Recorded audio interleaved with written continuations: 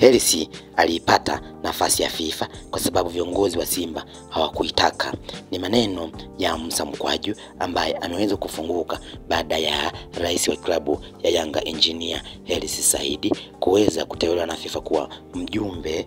wa kamati ya mashindano ya wanaume duniani, ambapo kwa mjibu wa mdau anadai kwamba katika hiyo nafasi aliyopata Hersi FIFA ni neema tu ambayo ilimdondokea, maana kama viongozi wa Simba wangeitaka wangeipata, ila viongozi wa Simba wako bize sana. Kwa mjibu wa taarifa zinadai kwamba kwa sababu ile nafasi kwa mara ya kwanza ilikuwa lazima ije Tanzania kulingana na mpangilio wa FIFA, hivyo na kwa kuwa viongozi wa Simba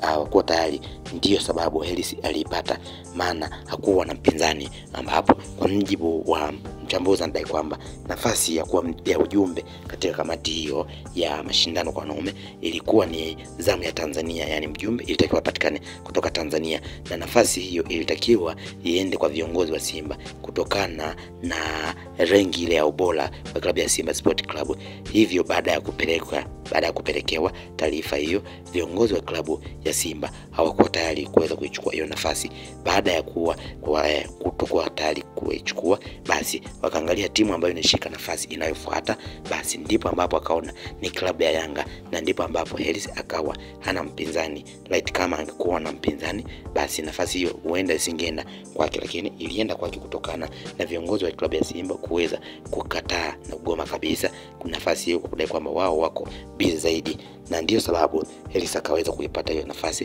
kirahisi. Ila kiuhalisia ni kwamba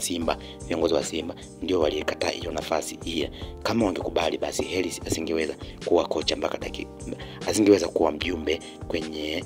kamati hiyo ya FIFA mpaka dakika hii, kwa kuwa mpaka sasa angekuwa ni kiongozi wa Simba, mwenyekiti au rais wa heshima wa klabu ya Simba ndiye angekuwa mjumbe wa kamati hiyo.